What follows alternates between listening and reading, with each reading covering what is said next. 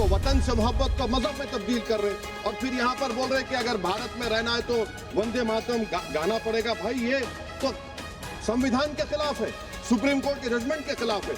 अगर वंदे मातरम मैडम कौमियत का मियार है तो फिर सवाल ये है कि हसरत मोहानी की कौमियत क्या थी जिसने इनकलाब जिंदाबाद का नारा दिया? कोई दुल बाकी रहेगा ना चमन रह जाएगा पर रसूलुल्लाह का दीन हसन रह जाएगा। तो उनकी कौमियत क्या थी? माल्टा की जेल में महमूदुल हसन, हुसैन अहमद मदनी 6 महीने माल्टा की जेल की ग्राउंड में पड़े रहे, उनकी कौमियत क्या थी? अल्लामा फजल खैराबादी का वो सर काला पानी का पुकार कर से पूछ रहा है जो वहीं पर मर गए, खबर वहां पर है, बताओ मेरी कौमियत क्या थी? मैडम मैं एक मुसलमान हूँ, मैं इस्लाम को मानने वाला बावकार इंसान हूँ और मेरे मजहब की बुनियादी तालीम तौहीद है, ला इलाहा इल्लल्लाह, नहीं है कोई खुदा सिवा अल्लाह के। मेरी इबादत गाह, मेरे कपड़े, मेरे कारोबार पर हमले होते, मगर मैं फिर भी कहता हूं कि वतन मेरा, हर वतन को हम छोड़कर नहीं जाएंगे। मोहतरमा बहुत बहुत शुक्रिया आपका कि आपने एक अहम मौजू पर मुझे बोलने का मौका इनायत फरमाया और बड़े अफसोस की बात है कि बड़ी धूमधाम से हुकूमत की तरफ से इस बात को रखा गया मगर 30 से ज़्यादा MP यहाँ पर मौजूद नहीं है।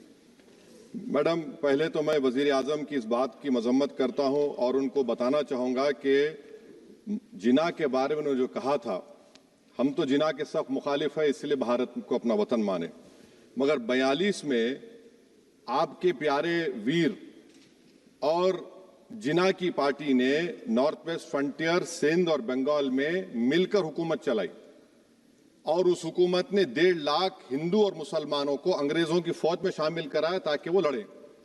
तो किसी शायर ने अच्छा कहा था वजीर आजम के बारे में कि फरेब देकर जमाने को पारसा ना बनिए, इन्हें कहो कि वो बंदा बने खुदा ना बने, अमीर शहर यही चाहता या हजरत कि हमारी चीख गले में रहे सदा ना बने। दूसरी बात मैडम, हमारे वजीर दिफा जनाब राजनाथ सिंह साहब ने बड़ा ही अजीब व गरीब और तकलीफ दे बात कही उम्मुल मोमिनीन के बारे में और उम्मुल किताब के बारे में। उम्मुल मोमिनीन उनको कहते हैं जो हमारे प्रॉफिट मोहम्मद सल्लल्लाहु अलैहि वसल्लम की वाइफ हैं, वो हम तमाम मुसलमानों की माँ, हम उनको तस्वुर करते हैं मगर हम उनकी इबादत नहीं करते, हम अपनी माँ की इबादत नहीं करते। उम्मुल किताब कुरान है, हम कुरान की इबादत नहीं करते, कुरान अल्लाह का भिजावा कलाम है। तो उसके बारे में भी शायर ने अच्छा कहा कि खबर नहीं जिन्हें अपने दीन व मजहब की, हमें वो दीन का मतलब सिखाने निकले हैं। अहम बात यह है कि मैडम हमारे मुल्क का आइन क्या इस लफ्ज से आगाज होता है, वी द पीपल। इसका आगाज भारत माता के नाम से नहीं होता है। हमारे संविधान का जो प्रियम्बल है वो क्या कहता है? Liberty of thought, expression, belief, faith and worship.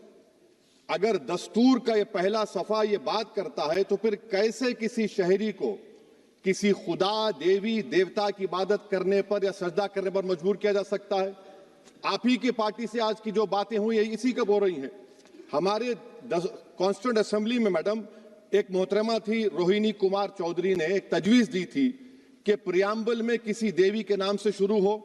उन्होंने खास तौर से वंदे मातरम का जिक्र किया मगर उसको कबूल नहीं किया गया।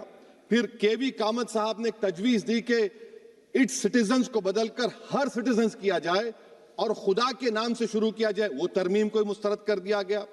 हमारे संविधान का उसूल यह है कि भारत क्या है, उसकी अवाम है, अवामी कानून के मुसन्निफ है, अवाम की मर्जी से सबसे बालातर है, अवामी हाकिम है। मुल्क किसी खुदा, देवी, देवता, मजहबी इलामत के नाम से नहीं चलता, ना मुल्क किसी एक मजहब की मिल्कियत है। इसीलिए बाबा साहब अम्बेडकर ने क्या कहा था? उन्होंने मदर इंडिया के नजरिए को मुस्तरद किया। बाबा साहब ने एक नई इस्तिलाह वजह कर दी और कहा कि भिक्षित भारत, ये बाबा साहब अम्बेडकर ने कहा। अब मैडम अगर मजहबी आजादी इस आइन का बुनियादी उसूल है तो सवाल ये पैदा होता है कि उस वक्त हमारे जो कॉन्स्टिट्यूंट असेंबली के प्रेसिडेंट थे जनाब राजेंद्र प्रसाद साहब ने किस बुनियाद पर वंदे मातरम को कौमी तराना करार दिया? ना तो कोई सेक्यूर रेजोल्यूशन है इसके बारे में। मैडम मैं आपको बताना चाहूंगा कि जुडिशरी क्या कहती है। बीजू इमैनुअल केस है 1986 का, जिसमें जिहोवा विटनेस ने कहा कि मैं नेशनल एंथम के वक्त खड़े रहूंगी, पढ़ूंगी नहीं। सुप्रीम कोर्ट ने कहा कि उसने कोई गुनाह नहीं किया। वहीं एक 2017 का केस है अश्विनी उपाध्याय का केस सुप्रीम कोर्ट का, उन्हें कहा गाइडलाइंस दिए जाएं वंदे मातरम पर, सुप्रीम कोर्ट ने नहीं कह दिया। फिर आप आ जाइए madam prevention of insult act national 1971, इसमें नेशनल सॉन्ग नहीं है, सिर्फ नेशनल एम्बलम और आपका नेशनल एंथम है। फिर आप आ जाइए 40th अमेंडमेंट आर्टिकल 51A 76 में पास हुआ, उसमें भी इसका कोई जिक्र नहीं है। मैडम, मैं आपके सामने बताना चाहूंगा कि हमारा भारत एक इसका मजमुआ क्या है, इसमें हिंदू है, मुसलमान है, सिख है, ईसाई है, जैन है, एथिस्ट है, मेहनतकश है, किसान, गरीब, मजलूम और दलित है। मगर अगर जो तकारीर आज हमने यहाँ पर सुनी और बाहर जो सुनते हैं, अगर भारत को देवी कहने और उसके आगे सजदा करने, तो दरअसल कौम परस्ती को, वतन से मोहब्बत को मजहब में तब्दील कर रहे, और फिर यहाँ पर बोल रहे कि अगर भारत में रहना है तो वंदे मातरम गाना पड़ेगा। भाई, ये तो संविधान के खिलाफ है, सुप्रीम कोर्ट के जजमेंट के खिलाफ है। अगर वंदे मातरम मैडम कौमियत का मियार है, तो फिर सवाल ये है कि हसरत मोहानी की कौमियत क्या थी जिसने इनकलाब जिंदाबाद का नारा दिया? अगर यूसुफ मेहरली ने quit India Simon go back का नारा दिया, तो उसकी कौमियत क्या थी? अगर हैदराबाद से मौलवी अलाउद्दीन जो मक्का मस्जिद का पहला मुजरिम है काला पानी में, और तुरेबाज खान जो मारकर लाश को लटका दिया गया था हैदराबाद में 8 दिन तक, उसकी कौमियत क्या थी? अगर इनायतुल्लाह काफी जो जिहाद का फतवा अंग्रेजों के खिलाफ दिया मुरादाबाद में, जब उनको 2 दिन में फांसी की सजा दी गई, और जब फांसी की सजा के ऊपर जा रहे हैं तो इनायतुल्लाह मौलाना काफी की जबान पर क्या था? वो रसूलुल्लाह हमारे प्रॉफिट की नात पढ़ रहे थे। क्या पढ़ रहे थे? कोई गुल बाकी रहेगा ना चमन रह जाएगा, पर रसूलुल्लाह का दीन हसन रह जाएगा। तो उनकी कौमियत क्या थी? माल्टा की जेल में महमूदुल हसन, हुसैन अहमद मदनी 6 महीने माल्टा की जेल की ग्राउंड में पड़े रहे, उनकी कौमियत क्या थी? अल्लामा फजल खैराबादी का वो सेल काला पानी का पुकार पुकार कर इनसे पूछ रहा है, जो वहीं पर मर गए, खबर वहां पर है, बताओ मेरी कौमियत क्या थी? मैडम, मैं एक मुसलमान हूं, मैं इस्लाम को मानने वाला बावकार इंसान हूं, और मेरे मजहब की बुनियादी तालीम तौहीद है, ला इलाहा इल्लल्लाह, नहीं है कोई खुदा सिवा अल्लाह के। और कुरान में अल्लाह क्या बोल रहा? इय्याका नाबुदु इय्याका नस्तईन, तुम मेरी इबादत करो, मुझे मानो। मुझे कहां से मिल रहा? आर्टिकल 25 से मिल रहा है। मुझे कहां से मिल रहा है? Liberty of thought, expression, belief, faith and worship से मिल रहा है। तो इसको जोड़ना ये बहुत ही खतरनाक होगा। और हमारे प्रॉफिट मोहम्मद सल्लल्लाहु अलैहि वसल्लम जब मदीने को गए, तो उन्होंने उस वतन के लिए दुआ की, कहा कि अल्लाह मदीने की मोहब्बत हमारे दिलों में और इजाफा कर दे, मक्के से ज्यादा कर दे। तो ये इस्लाम, मुसलमान होना, हमारे ईमान में मुल्क की मोहब्बत बीच में नहीं आती, और मुल्क से मोहब्बत है और रहेगी हमेशा, क्योंकि ये अजीम कुर्बानियां यहां पर शामिल है जिन्होंने जंग आजादी में हिस्सा नहीं लिया। आज अगर वो वतन की मोहब्बत का दर्ज देंगे तो बड़ा गलत होगा। मैडम, मैं आपके सामने एक चीज पढ़ूंगा। 1937 रविंद्रनाथ टैगोर ने लेटर लिखा सुभाष चंद्र बोस को, मैं सिर्फ किसी ने नहीं पढ़ा ये। क्या कहा टैगोर साहब ने? But parliament is a place of union for all religious groups and there the song cannot be appropriate. When Bengali Muslims show sign of stubborn fanatism, we regard it intolerable. When we too copy them and make unreasonable demands, it will be self-defeating. ये मैं इसको ले करूंगा madam, आप देख लीजिए। फिर दूसरी तरफ मैडम आप आ जाइए, मैं यहाँ पर बैठकर, हाँ, जितने तकारीर यहाँ पर हुए सब जनगण मन पर तनकीद किए। तो मैडम मुझे ये कहना पड़ेगा कि जनगण मन पर आप लोग इतनी तकलीफ क्यों उठा रहे हैं? आखिर इतनी तकलीफ क्यों है?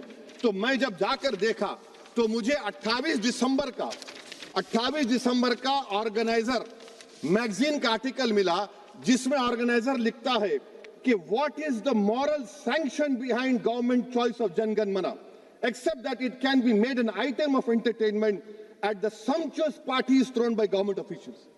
आप बताइए, इसका बोलेंगे आप? और फिर उसके काइंड कैसा करते हैं? It will mean we can not love our motherhood. Madam please, it will mean that Vande Mataram is buried alive with the word Jan Gan Mana on the tombstone, for the tomb will also be of Jan Gan Mana of the will of the people. इस पर आप क्या बोलेंगे? Madam, मैं आपको ये बताना चाह रहा हूं कि वतन की मोहब्बत हमारे लिए बहुत अहम है, मगर ये बताइए हमको कि अभी मैडम यहाँ पर आनंद मठ के बारे में बहुत कुछ कहा गया। मैं सिर्फ 2 मिसालें आपको देता हूं। आनंद मठ के पेज नंबर 70 और 80 को पढ़ लीजिए। इसके बाद सनातन जहां मुसलमानों के घर पाते थे, इन्हें आग लगा देते थे। आप पेज नंबर 98 पढ़िए। हमें सिर्फ इन मुसलमानों को जड़ से खत्म करना है, क्योंकि खुदा के दुश्मन बन चुके हैं। फिर आप पेज नंबर 115-16 दीजिए।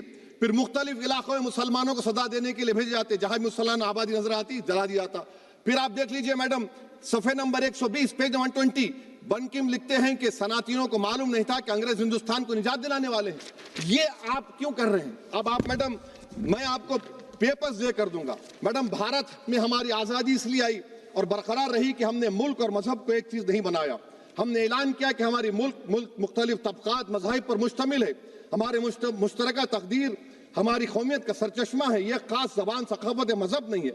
अगर वंदे मातरम का मतन कौम और मजहब को एक बना देता है, अगर हम इसे टेस्ट बनाते हैं वफादारी का, तो फिर मान लीजिए कि यह गांधी, अंबेडकर, टैगोर, बोस और लाखों आजादी के सिपाहियों की सोच को छोड़कर गोडसे की सोच की हिंदू कौमी परस्ताना, मैडम खत्म कर रहा हूं, हिंदू कौम परस्ताना को अख्तियार करेंगे। मुझे वतन से बेइंतहा मोहब्बत है मैडम, और इंशाल्लाह हमेशा रहेगी। मगर बावजूद इसके कि मेरी मस्जिद, मेरी इबादत गाह, मेरे कपड़े, मेरे कारोबार पर हमले होते, मगर मैं फिर भी कहता हूं कि वतन मेरा, हर वतन को हम छोड़कर नहीं जाएंगे। मगर हुब्बुल वतनी का क्या मुतालबा है? हुब्बुल वतनी ये कहता है कि वतन से मोहब्बत है तो जुल्म को खत्म करो, गरीबी को खत्म करो, बेरोजगारी को खत्म करो, जबर का खात्मा करो, अमन का गहवारा बनाओ, पाकिस्तान की दहशतगर्दी को खत्म करो, एक्सप्लॉयटेशन को रोको, शरारत को रोको, मुल्क के खिलाफ की जाने वाली साजिश खत्म करो। मैडम, भारत एक चमन है जहां पर हर फूल को खिलना चाहिए, और अगर कोई इस फूल का, अगर पूरे फूल खिलेंगे तो उसकी खुशबू से ये वतन मुअत्तर होगा। मगर अगर इस चमन का माली ये कहेगा कि एक ही फूल खिलेगा, तो मैं जिम्मेदारी के साथ कह रहा हूं, अगर एक ही फूल खिलेगा तो वो सहरा बन जाएगा और माली माली नहीं रहेगा, वो जल्लाद कहलाएगा। तो इसीलिए मैडम, हम उम्मीद करते हैं कि हुकूमत इस पर जोर जबर ना करे।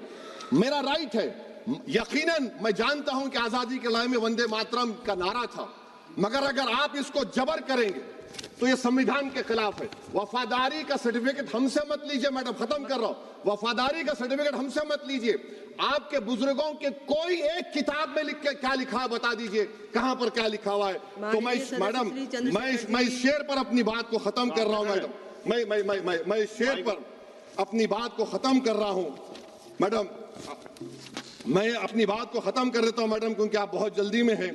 कि भारत जिंदाबाद, हिंदू मुसलमान जिंदाबाद, दलित जिंदाबाद, ईसाई जिंदाबाद, आदिवासी जिंदाबाद, जो किसी खुदा को नहीं मानते वो भी जिंदाबाद, और मैडम सब पिछड़ा सब आ गया इसमें। तो हम उम्मीद करते कि इस रूह को आप समझेंगे, अगर आप सिर्फ अपनी आइडियोलॉजी को लेकर चलेंगे। और आखिर में मैडम, जनाब बंकिम चंद्रा साहब के बारे में मैं आपके सामने डॉक्यूमेंट लेकर रहा हूं कि उन्होंने बीए का एग्जाम पास नहीं किया था, 7 मार्क्स से फेल हो गए थे, ये भी रख रहा हूं। तो आप जिसको लिटरेरी जायंट बता रहे, ये नहीं है। बहुत बहुत शुक्रिया। धन्यवाद सभापति महोदया।